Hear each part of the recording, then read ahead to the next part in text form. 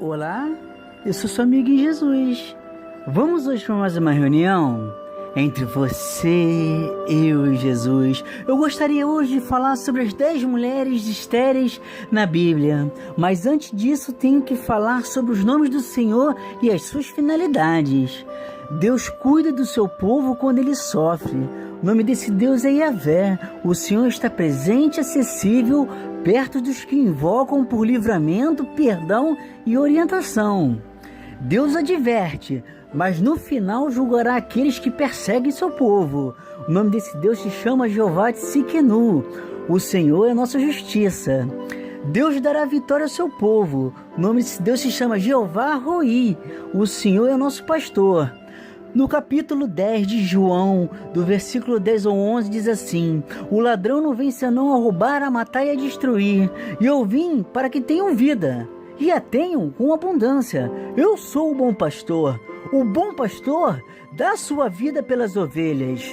Em toda a Bíblia, nunca houve algum relato que Deus perdeu sequer alguma batalha. É só ter fé e o mundo espiritual começará a se movimentar. O fiel povo de Deus herdará o reino em sua totalidade. O nome desse Deus se chama Jeová Makdesh, o Senhor que santifica e nos torna santos. Será desta forma que poderemos herdar o reino dos céus. Bom, agora falaremos das 10 mulheres estéreis que existem na Bíblia. A primeira será Sara. Ela se encontra no livro de Gênesis, capítulo 21, do versículo 1 ao 3. E diz assim: E o Senhor foi bondoso com Sara, como lhe dissera, e fez por ela o que prometera. Sara engravidou e deu um filho a Abraão em sua velhice, na época fixada por Deus em sua promessa.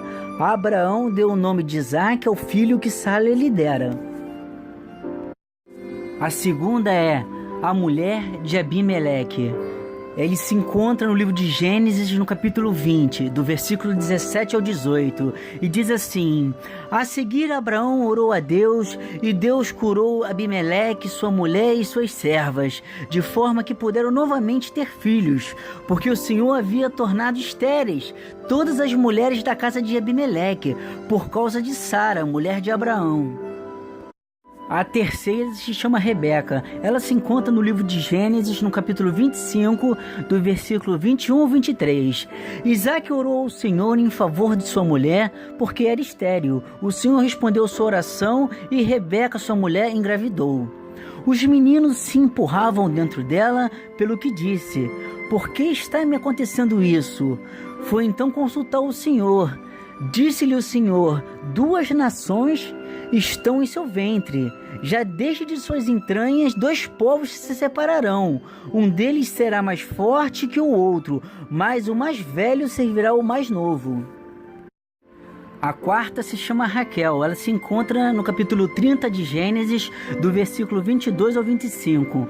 Então Deus lembrou-se de Raquel, Deus ouviu o seu clamor e a tornou fértil. Ela engravidou e deu à luz a um filho e disse: Deus tirou de mim a minha humilhação.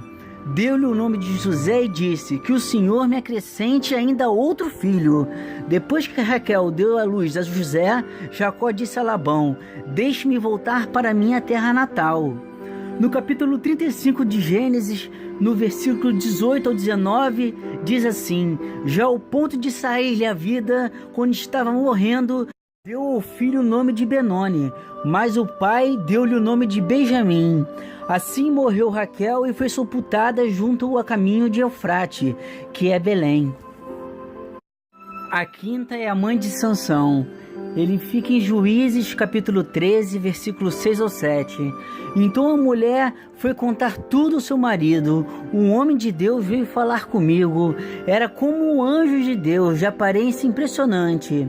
Não lhe perguntei de onde tinha vindo. Ele não me disse o seu nome, mas ele me assegurou: Você engravidará e dará luz a um filho. Todavia, não beba vinho nem outra bebida fermentada, e não coma nada impuro, porque o menino será nazireu, consagrado a Deus, desde o nascimento até o dia da sua morte. A sexta mulher se chama Ana. Ela se encontra em 1 Samuel, no capítulo 1, do versículo 19 ao 22. E diz assim: na manhã seguinte eles se levantaram e adoraram o Senhor. Eles voltaram para casa em Ramá.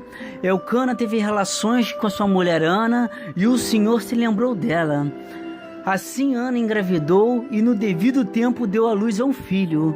E deu-lhe o nome de Samuel, dizendo: eu o pedi ao Senhor.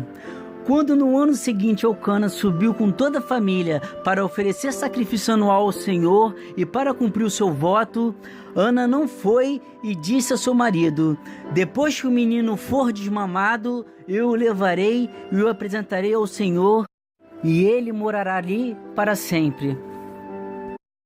A sétima mulher se chama Mical.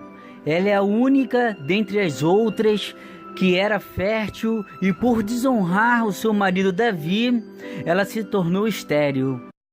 Ela se encontra em 2 Samuel, no capítulo 6, do versículo 20 ao 21. E diz assim: voltando Davi para casa para abençoar sua família, Mical, filha de Saul, saiu ao seu encontro e lhe disse: como o rei de Israel se destacou hoje, tirando o manto na frente das escravas de seus servos, como um homem vulgar.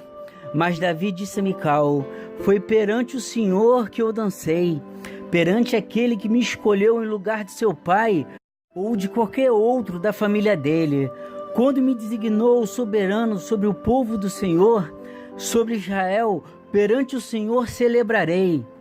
Mical não era estéril. Por desonrar Davi, Mical, filha de Saul, não teve filho até o dia da sua morte. A oitava é a mulher sunamita. Ela se encontra em 2 Reis, do capítulo 4, do versículo 14 ao 17. Mais tarde Eliseu perguntou a Geazi: o que se pode fazer por ela? Ele respondeu: bem, ela não tem filhos e seu marido é idoso. Então Eliseu mandou chamá-la de novo. Geazi chamou e ela veio à porta. E ele disse: por volta desta época, no ano que vem, você estará com um filho nos seus braços. Ela contestou: não, meu senhor, não me iludas, a tua serva, ó homem de Deus. Mas como Eliseu lhe dissera, a mulher engravidou e no ano seguinte, por volta daquela mesma época, deu luz a um filho.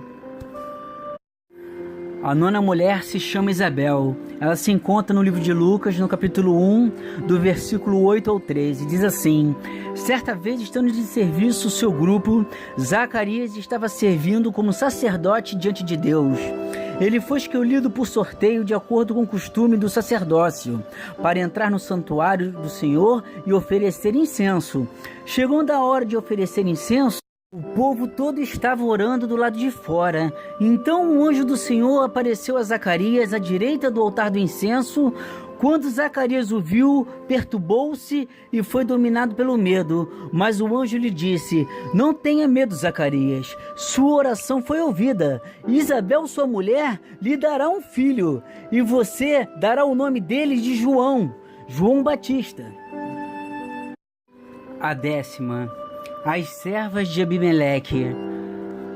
Em Gênesis, no capítulo 20, do versículo 17, diz assim: a seguir Abraão orou a Deus, e Deus curou Abimeleque, sua mulher e suas servas, de forma que puderam novamente ter filhos. Um ponto de fé e esperança para a sua vida. No 5º capítulo de Gálatas, do versículo 22 ao 24, diz assim: mas o fruto do Espírito é amor, gozo, paz, longanimidade, benignidade, bondade, fé, mansidão, temperança.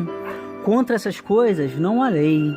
E os que são de Cristo crucificaram a carne com as suas paixões e desejos.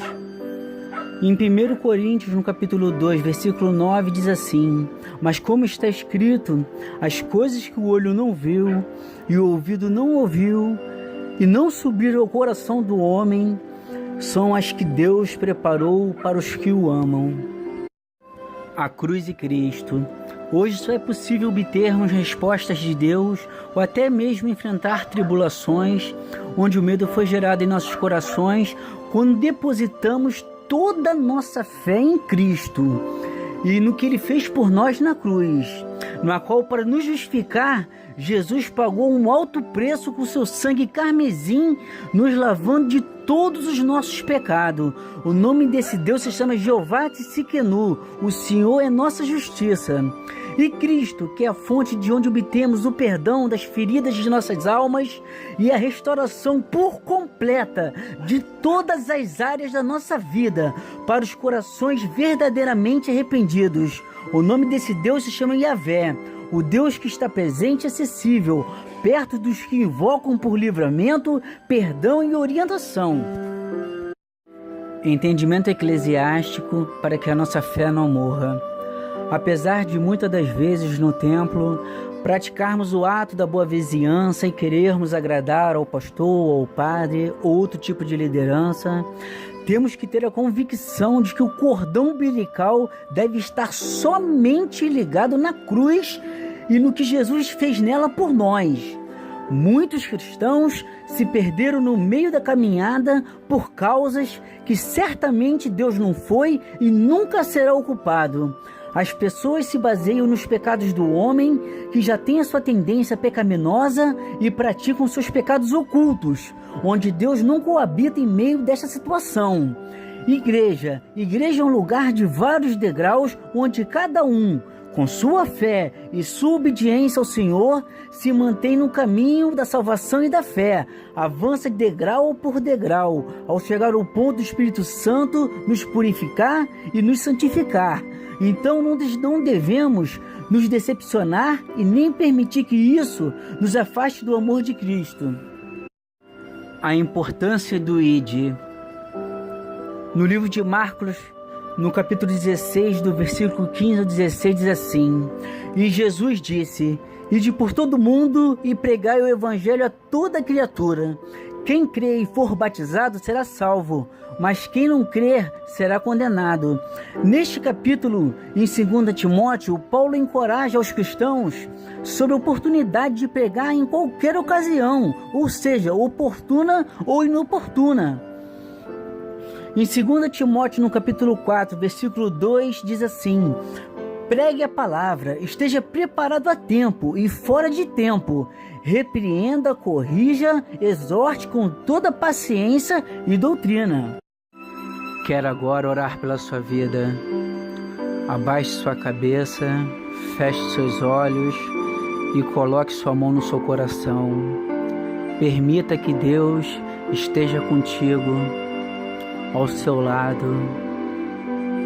Senhor, meu Deus e meu Pai, é na Tua santa presença, Senhor, que uma vez mais Te invocamos para o Senhor nos ensinar como ser dependentes do Senhor, como podemos servir melhor ao Senhor. Deus amado, Deus querido, renova nosso espírito para que ele seja um espírito inabalável. Renova a nossa unção, Senhor. Pai, sara as feridas das nossas almas, Senhor. Espírito Santo que convence o homem do pecado, nos ajude nessa caminhada, que porventura, se estivermos nos distanciando de Ti, e acaso não consigamos mais esticar o nosso braço a Ti, que o Senhor faça igual fez com Pedro, quando ele perdeu a fé e começou a afundar no mar. O Senhor esticou a mão e chamou ele de homem de pequena fé. Assim também somos, Senhor. Nos ajude a ser melhor, meu Pai. Nos ajuda, Pai, a cooperar, ajudar mais no reino, Senhor. Deus amado, Deus querido, queremos ir contigo na segunda vida, Senhor. Então nos ajuda, nos santifica, Senhor. Pai amado, Pai querido, queremos que o Senhor esteja no leme do nosso barco, conduzindo a nossa vida no trabalho, nas rodas de amigo, na vizinhança, no supermercado, em todo local, na nossa família, que nós sejamos símbolos de santidade, meu Pai, que nós possamos ser olhados com olhos de pessoas que seguem a Cristo. E assim te agradeço, no nome de Jesus, amém.